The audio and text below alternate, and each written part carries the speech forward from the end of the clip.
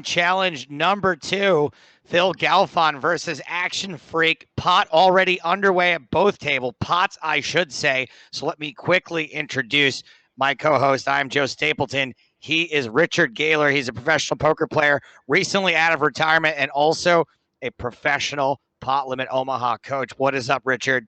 Hey, how's it going? Good to be back. We are playing higher stakes than usual here on the Galfond Challenge.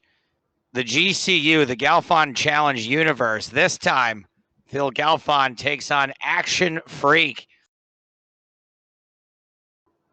Yeah, when they played against Am So Good, they had some quite deep pots.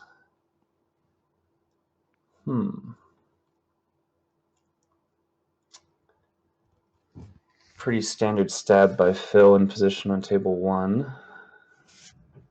Action should be playing check here most of the time unless he leads some king-king / king-high straights / ace-king clubs. There's the lead. Quite curious. Action chose not to bet on table 2 and gives up on a river that's good for Phil. This is quite an interesting lead. Phil declines. Good river for Actionfreak, that's for sure. Way more Broadway for the out-of-position player. Should be seeing a bet here decently often. I just want to go over some of the stats for this particular challenge. 15,000 hands this time around. 150,000 even is the side bet. No odds for either player. Oh, no odds. Stricter penalties for time off / breaks in this challenge, and we will try to get confirmation of all the bells and whistles by the end of the stream, and if not, by tomorrow. Phil calls, and ooh, what a river bet by Actionfreak.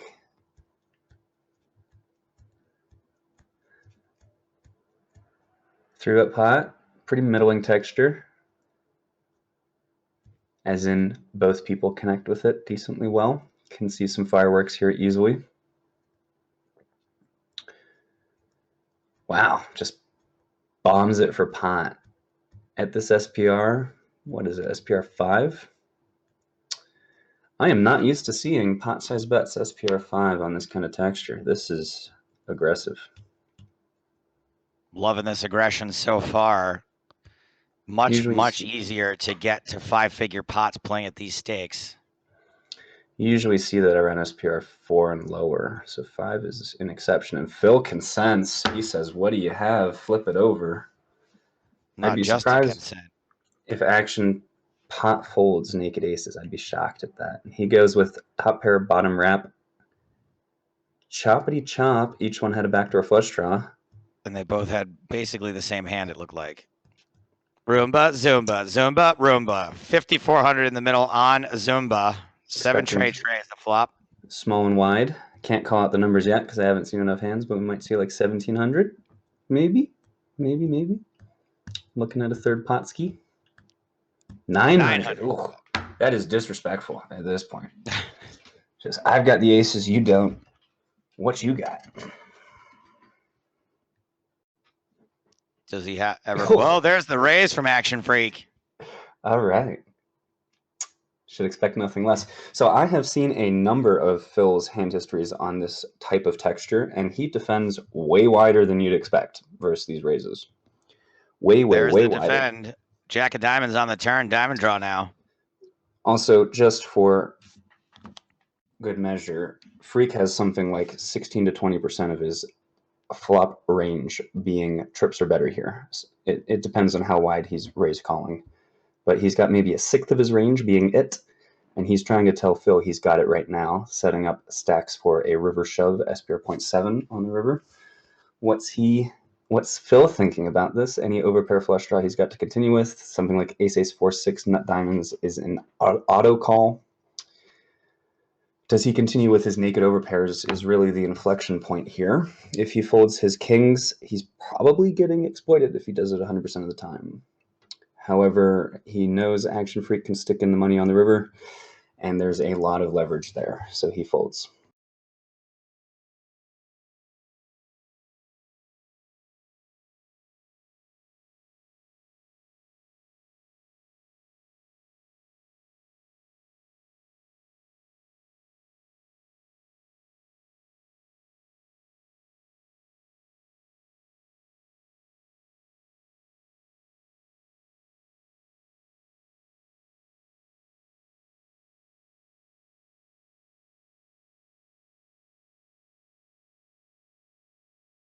We have potentially a massive hand here because on this turn, Phil should be piling it after he bets flop. Great turn for the out of position 3-better after open 3-bet call, C-bet call. There he goes. He piles it. Pot size bet from Phil on the turn. Juicy. Action on action. Oh, yeah. Now, this is a great spot for Freak, actually, because he gets to call here and then just play rivers in position, where Phil, on a lot of scary rivers, offsuit 7, offsuit deuce, Phil's going to be playing his check a lot of the time on this river, and Freak gets to decide if he bluffs with portion of his draws that bricked. Let's see. If he piles here, Phil's just a legend if he just jams here. Oh, my God. Not quite. Yeah, there it is. Everything Phil had left. Did you say, let me bluff with my air? Nope. I mean, he could be king 10 plus here, so I mean, maybe even a disrespectful king 6, but he definitely has some value that is just completely disregarding the 4-5 in Freak's range. Because whenever you wager here, the in-position player has to defend, a significant chunk of their range anyway. And so if you just lose to the nuts, it's whatever. If you can still get called by worse more than half the time, and you don't have to worry about defending your checking range as much.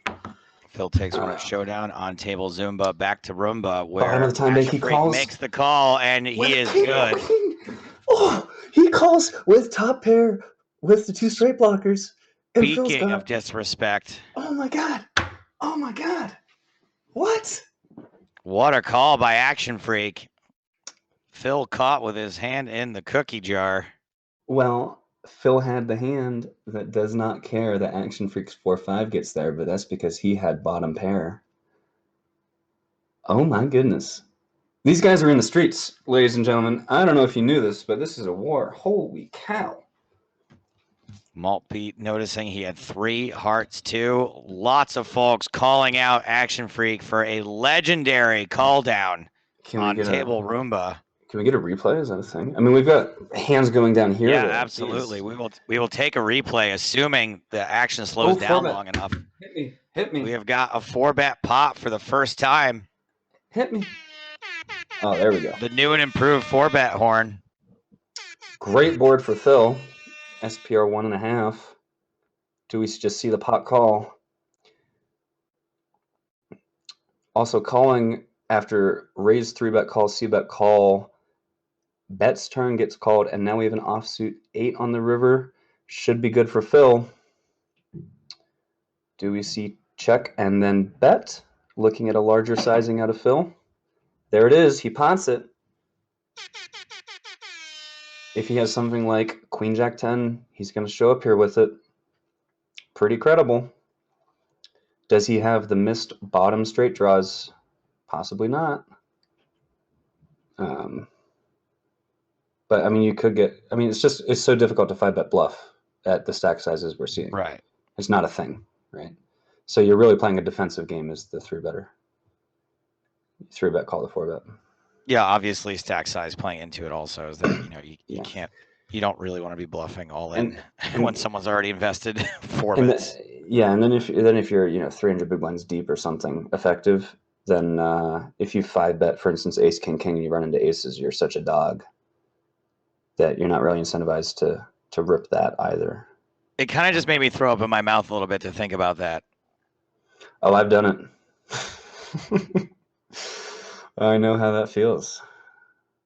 All right, we've got a 5-figure pot over on table Roomba. Phil has made it a pot size bet. 5,400, 10, 7, 8, 5, 2 spades. Yeah, this is a 3-bet pot that went check, check, pot, call. Actionfreak very happy with this river. Plenty of boats for him. Phil playing probably majority check here unless he becomes a savage and plays a low frequency large bet. He checks. Does Actionfreak give him the business? We're looking at some missed spades here that he can be bluffing with, the occasional straight that checked back that goes for thin value here, and then a bunch of his 2 pairs that filled up, and then 78 and 57 that want to bluff. That is the business. Pot size bet from Actionfreak. Tough spot for Phil. Very tough. Jack 10-9's got to call, though. I mean, any 10, straight with 10 is calling this. I wonder what he does with ace, ace, jack, or ace, ace, 9. Something like ace, ace, 9, 8. I wonder what he does with that. We will never know what Phil had. He does let it go to Actionfreak. That's going to put Phil slightly into the red for today's session. But as we know, ladies and gentlemen, this first day is but a single step in a journey of many, many miles. Tough to get too worked up about wins and losses immediately.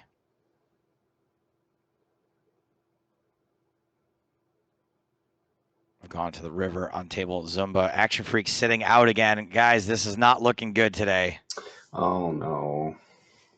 This is going to be effing hilarious if Actionfreak has to finish this challenge at Dunkin' Donuts. Oh, no. You hate to see it. Just playing for millions of dollars. He's sitting in the corner of a coffee shop, just chowing down on munchkins. It says disconnected. So, guys, I got some bad news, but a potential saver here. What's going to happen is the guys that Run It Once have made the executive decision that we are going to kill the stream for now.